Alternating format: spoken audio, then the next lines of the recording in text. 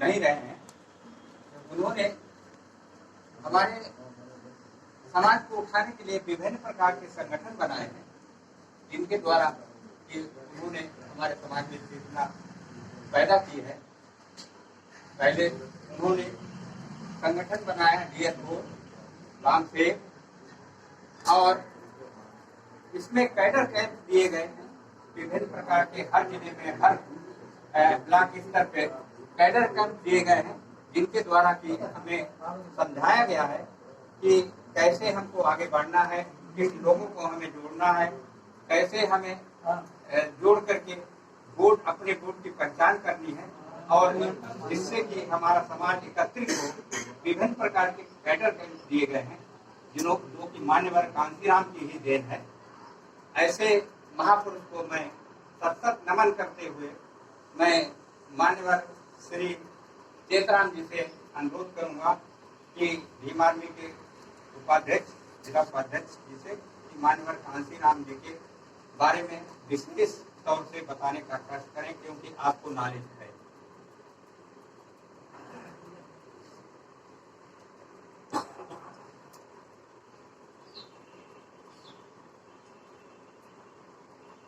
सबसे पहले इस देश को विश्व गुरु की श्रेणी में खड़ा करने वाले मैं तथागत महात्मा बुद्ध जी के चरणों में नमन करते हुए, जिन्होंने हमें अपने जीवन में पूरा जीवन संघर्ष किया, हमें अधिकार दिलाए, हमें अच्छे कपड़े पहनने का अधिकार दिया, हमें कुर्सी पर बैठने का अधिकार दिया, और पूरे जीवन संघर्ष ही किया। मैं ऐसे महापुरुष माननीय डॉक्टर साहब B.R. अम्बेडकर जी के चरणों में नमन करते हुए, उसी कारवा को आगे बढ़ाने वाले मैं तो कहूंगा प्रथम सूर्य तो हमारे डॉक्टर साहब B.R. अम्बेडकर थे, और दूसरे सूर्य 1934 में 15 मार्च को जिन्होंने जन्म लिया, मानवर काशीराम जी, जिन्होंने पूरे जीवन हमारे लिए समर्पित कर दिया। जब उन्हें ऐसी नौकरी मिली जो एक साइंटिस्ट की नौकरी थी, उसे त्याग करके जब एक ऐसी घटना घटित होती है कि वो उन्हें झकझोर देती है, और घटना थी जिस दिन B.R. अम्बेडकर जी का जन्म जयंती थी, जन्मदिन था। उसी दिन उनके ऑफिस में एक दीना भान नाम का व्यक्ति जो वाल्मीकि समाज से था, और वो अम्बेडकर जी की जयंती में जाना चाहता था, लेकिन वहां ब्राह्मणवादी एक व्यक्ति था जिसका नाम था रामचंद्रन। उसने छुट्टी नहीं दी। दीना की आंखों में आंसू आ गए जब फाइल लेकर मानवर जी के ऑफिस में गया, और उन्होंने आंसू देखे, कारण पूछा तो बताया। उस कारण को बताने के बाद उस घटना ने मानवर जी को इतना झकझोरा कि उन्होंने साइंटिस्ट की नौकरी छोड़ दी। 1964 में उन्होंने सबसे पहले बामसेफ नाम का संगठन तैयार किया, और इतनी मेहनत नहीं की। दिन में वो जिस जिले में जाते थे उस जिले में अधिकारियों से बात करते थे, और रात में, आज समय बहुत अच्छा है कि हम किसी गांव में जाकर मीटिंग कर सकते हैं, लेकिन उस समय हम किसी भी गांव में जाकर अपनी खुली मीटिंग नहीं कर सकते थे।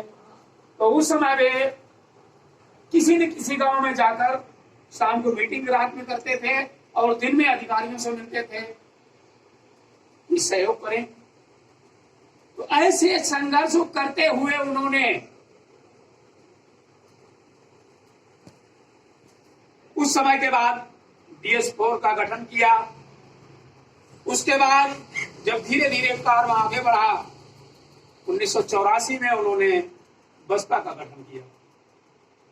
बसपा का गठन करने के बाद हमारे ही लोग संगठन को कमजोर करते थे। वो कौन थे साथियों? कांग्रेस मनुवादी तो हमारे पीछे लगे थे, लेकिन कांग्रेस भी नहीं चाहती थी कि हमारे समाज के लोगों का उत्थान हो। और उस कांग्रेस ने ऐसे लोगों को, ऐसे मुखौटे सामने खड़े किए थे जिनमें बाबू जगजीवन राम,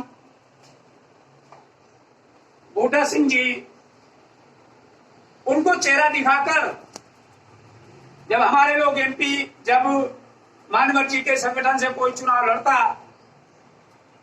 तो उस चेहरे को वो सामने दिखाकर और हमारे बहुजन वोट को काट कर मानवर जी के प्रत्याशी को हरवा देते थे। जो चमचे थे उनके औकात नहीं थी कि वे कांग्रेस के किसी भी राष्ट्रीय अध्यक्ष जी से या उनसे नीचे से किसी से बात करके हमारे अधिकारों को दिलवाते। लेकिन हमारे समाज के लोग कांग्रेस को वोट इसीलिए देते थे, वो समझते थे कि उनको समझ में कमी थी या उनकी सोच थी कि वे मानव काशीराम जी को वोट ना देकर और वे वोट दे देते थे जगजीवन राम जी के नाम से या बूटा सिंह जी के नाम से या पीएल पुनिया के नाम से, किसी के नाम से वोट दे देते थे और हमारे प्रत्याशी हार जाते थे। सहयोग हुआ कि धीरे धीरे कारवां बढ़ता गया और देश में हमारे MP जब जीते, हमारे जब विधायक जीते, तब हमको अधिकार मिला।